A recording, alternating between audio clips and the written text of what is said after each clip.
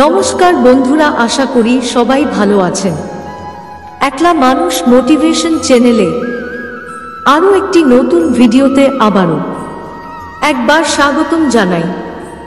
ভিডিওটি দেখে যদি আপনার ভালো লাগে তাহলে অবশ্যই লাইক, শেয়ার ও কমেন্ট করবেন। আরও এমন ভিডিও দেখতে সাবস্ক্রাইব করতে ভুলবেন না। যেমন কর্ম তেমন জন্ম। কোন কর্ম করলে হয় ছুঁচো রূপে জন্ম, কোন কর্ম করলে হবে গাধা রূপে জন্ম, কোন পাপ করার ফলে হয় গর্ভেই মৃত্যু। পরস্ত্রীর সাথে দুর্ব্যবহার করা ব্যক্তিরা পরজন্মে কোন জমিতে জন্ম নেয়। ছল কপট করা বা ধোঁকা দেয় এমন ব্যক্তিরা পরজন্মে কোন জমিতে জন্ম নেয়। গুরু আর বড় ভাইয়ের সাথে খারাপ আচরণ করা ব্যক্তিরা কোন জমিতে জন্ম নেয়। বন্ধুরা, এমনই 21 রকমের কর্ম এবং তার ভিত্তিতে হওয়া প্রজন্মের ব্যাপারে আজকের এই ভিডিওতে আমরা আলোচনা করব। বন্ধুরা, যদি এরকম কোনো প্রশ্ন আপনার মনে থেকে থাকে তাহলে বিশ্বাস করুন আপনি সঠিক ভিডিওতে কি করেছেন, কারণ এই সব প্রশ্নের উত্তর আপনি এই ভিডিওতে পেয়ে যাবেন। তাই ভিডিওটি শেষ পর্যন্ত অবশ্যই দেখুন, কারণ এই ভিডিওটি থেকে এই ঘোর কলি যুগের মানুষ অনেক কিছু শিখতে পারবে। বন্ধুরা, ব্যক্তির কর্ম অনুযায়ী তার প্রজন্ম নির্ধারিত হয়। গীতায় লেখা রয়েছে যে মৃত্যুর পর কেবল তার শরীর নষ্ট হয়, কিন্তু আত্মা কখনো মরে না। আত্মা পুরনো শরীর ছেড়ে নতুন শরীর ধারণ করে। গরুড পুরাণে মোট 84 লক্ষ প্রজন্ম ব্যাপারে উল্লেখ রয়েছে।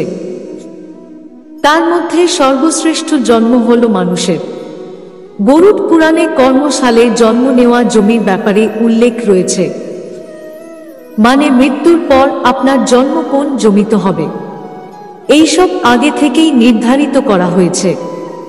কারণ আপনি আপনার জীবনে যে ধরনের কর্ম করবেন মৃত্যুর পর তার আধারে আপনার পরজন্ম হবে। ব্যক্তির মৃত্যুর পর কর্মের আধারে স্বর্গ বা নরকের প্রাপ্তি হয়। হিন্দু ধর্মে গুরুর পুরাণের খুবই গুরুত্ব রয়েছে।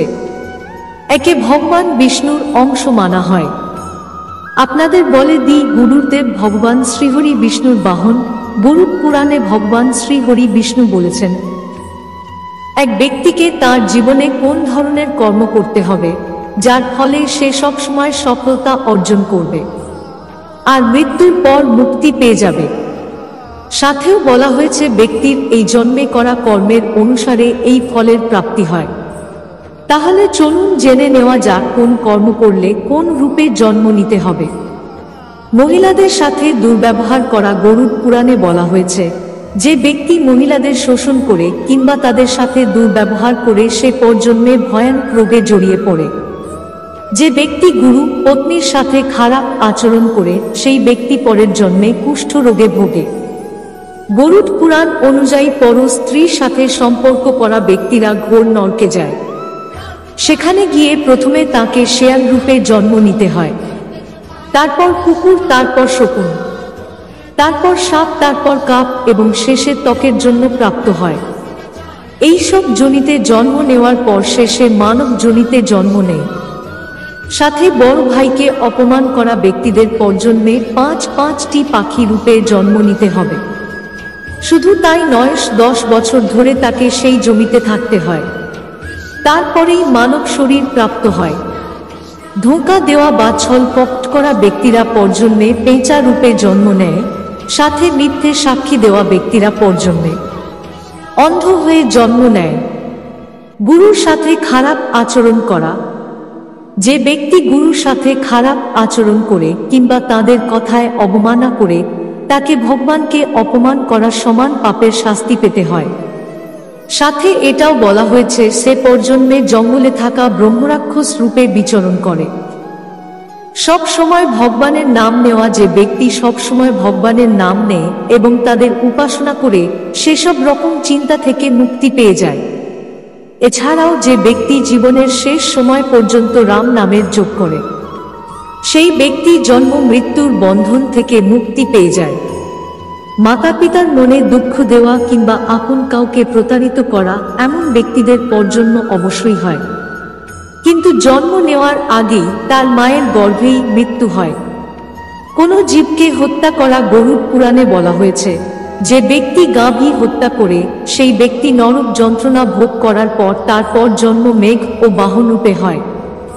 সাথে যে ব্যক্তি শখের জন্য কোন জীবকে হত্যা করে সেই ব্যক্তির জন্ম ছাগল রূপে হয়ে থাকে। কোনো পোশাকের ধারায় হত্যা করা হবে। গোহত্যা, ভ্রূণ হত্যা, নারীদের হত্যা করা মহাপাপ বলে মানা হয়েছে। এমন ব্যক্তিরা পরজন্মে চণ্ডাল রূপে জন্ম নেয়। অন্য করলে পরজন্মে ইঁদুর জন্ম নিতে হবে।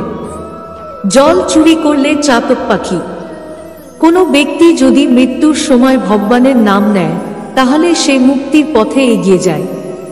তাই শাস্ত্রে বলা হয়েছে যে মৃত্যুর সময় রাম নামের জপ করা উচিত।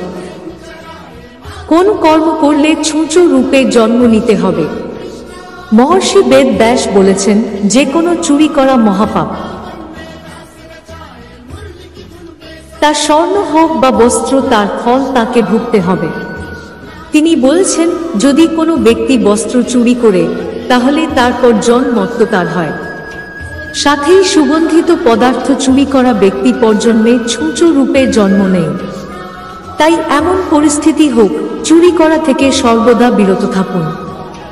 এই সব কর্ম করলে হয় গাধা রূপে জন্ম। মহর্ষি বলেছেন, যদি কোনো ব্যক্তি কোনো ব্যক্তিকে হত্যা করে তাহলে তাকে জঘন্য অপরাধের শ্রেণীতে রাখা হয়। এমন কর্ম করা ব্যক্তিরা পরজন্মে গাধা রূপে পৃথিবীতে আসে।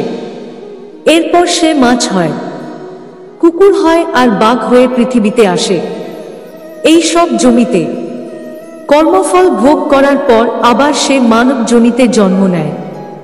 মহর্ষি বেদ ব্যাস বলেছেন, যে ব্যক্তিরা অন্যকে সাহায্য করে পশু পাখি তথা অন্য জীবদের উপর দয়া করে অসহায় মানুষদের পাশে দাঁড়ায় এবং ঈশান্ত ভাবনায় সঞ্চিত ধনকে ধার্মিক কাজে সৎ ব্যবহার করে, এমন ব্যক্তিরা পরজন্মে মানব জনিতে জন্ম নেয়। তো বন্ধুরা, ভিডিওটি শেষ করার আগে একটি অনুরোধ রইল, যদি এই ভিডিওটি সামান্য ভালো লেগে থাকে তাহলে অবশ্যই লাইক দিয়ে কমেন্ট বক্সে পুরো শ্রদ্ধার সাথে লিখবেন। জয় শ্রীকৃষ্ণ, রাধে রাধে। ধন্যবাদ।